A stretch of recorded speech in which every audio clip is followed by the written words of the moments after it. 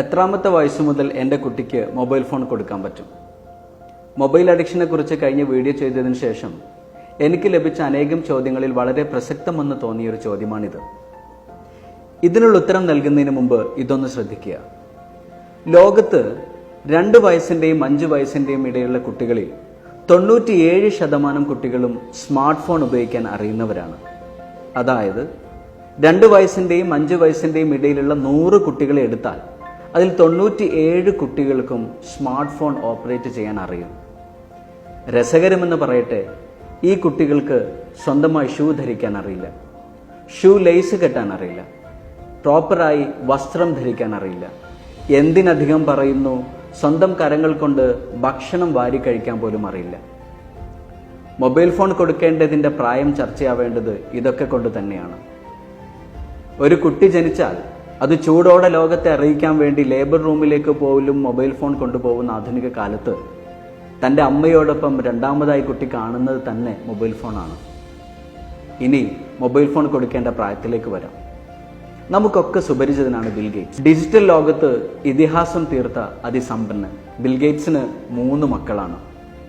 ആ 3 മക്കൾക്കും ഹൈസ്കൂൾ പ്രായം കഴിയുന്നത് വരെ മൊബൈൽ ഫോൺ ഉപയോഗിക്കാനുള്ള പെർമിഷൻ ഉണ്ടായിരുന്നില്ല.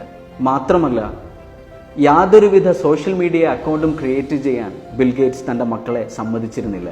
വേണമെങ്കിൽ ഒരു സ്മാർട്ട് ഫോൺ കമ്പനി തന്നെ എസ്റ്റാബ്ലിഷ് ചെയ്യാൻ പ്രാപ്തിയുള്ള ബിൽ ഗേറ്റ്സ് ഇത്തരം ഒരു തീരുമാനമെടുത്തതിന് പിന്നിൽ വലിയ രഹസ്യമൊന്നുമില്ല. ഒരു മൊബൈൽ ഫോൺ തൻ്റെ കുട്ടിയുടെ തലച്ചോറിനെയും ബുദ്ധിവികാസത്തെയും ശരീരത്തെയും മനസ്സിനെയും എത്ര കണ്ട് ഇല്ലാതാക്കുമെന്നതിനെക്കുറിച്ച് ബിൽ ഗേറ്റ്സിന് വ്യക്തമായ ധാരണയുണ്ടായിരുന്നു.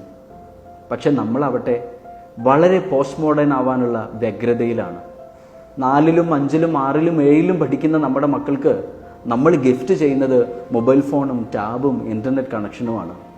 കൂടാതെ ഫേസ്ബുക്ക്, ഇൻസ്റ്റഗ്രാം, വിവിധ ഗെയിമിംഗ് സൈറ്റുകളിലെ അക്കൗണ്ടും. ഇതിനെ ചോദ്യം ചെയ്താൽ പലപ്പോഴും നമുക്ക് ലഭിക്കുന്ന മറുപടികൾ നമ്മളെ അത്ഭുതപ്പെടുത്താറുണ്ട്.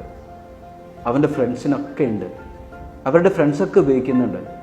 ഞാൻ ചോദിക്കട്ടെ, നിങ്ങളുടെ കുട്ടിയുടെ ഫ്രണ്ട്സ് ലഹരി ഉപയോഗിക്കുന്നുണ്ട് എന്ന് നിങ്ങൾ അറിഞ്ഞാൽ നിങ്ങളുടെ കുട്ടിക്കും അത് ഉപയോഗിക്കാനുള്ള സംവിധാനം ചെയ്തു കൊടുക്കുമോ? നിങ്ങൾ വേറെ ഒരാൾ ചെയ്യുന്നുണ്ട് എന്നുള്ളത് ഒരിക്കലും ഒരു ന്യായമാവുന്നില്ല. നമുക്ക് കൺട്രോൾ ചെയ്യാൻ കഴിയുന്നത് നമ്മുടെ മക്കളെയാണ്. അവർ കരഞ്ഞെന്നിരിക്കാം, വാശി പിടിച്ചെന്നിരിക്കാം. എൻ്റെ ഉമ്മ എപ്പോഴും പറയാറുള്ളത് പോലെ, ഒരു കുട്ടി കത്തിക്ക് വേണ്ടി കരയുമ്പോൾ നമ്മൾ കത്തി കൊടുക്കാതിരുന്ന ആ കുട്ടി മാത്രമേ കരയുള്ളൂ. പക്ഷേ കരച്ചിൽ മാറ്റാൻ വേണ്ടി നാം കുട്ടിക്ക് കത്തി കൊടുത്താൽ ആ കുട്ടിയുടെ കൂടെ നമ്മളും കരയേണ്ടി വരും. മൊബൈൽ ഫോൺ ഒരു കത്തിയാണ്. അത് തിരിച്ചറിയാനുള്ള കപ്പാസിറ്റി നമുക്കേ ഉള്ളൂ.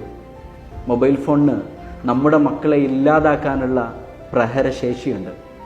അത് മക്കളെ ബോധ്യപ്പെടുത്തേണ്ടത് നമ്മൾ തന്നെയാണ്. മൊബൈൽ ഫോൺ എങ്ങനെ ഉപയോഗിക്കണമെന്നും ഏത് രീതിയിൽ മൊബൈൽ ഫോണിൻ്റെ ഉപയോഗത്തെ കൺട്രോൾ ചെയ്യണമെന്നും നിരന്തരമായി നമ്മുടെ മക്കളെ ഓർമ്മപ്പെടുത്തേണ്ടത് നമ്മൾ തന്നെയാണ്. നിങ്ങളുടെ കുട്ടിയുടെ നന്മയാണ് ആത്മാർത്ഥമായി നിങ്ങൾ ആഗ്രഹിക്കുന്നതെങ്കിൽ 10ാം ക്ലാസ് കഴിയുന്നത് വരെയെങ്കിലും സ്വന്തമായി അവർക്ക് മൊബൈൽ ഫോണോ ടാബോ വാങ്ങിക്കൊടുക്കാതിരിക്കുക.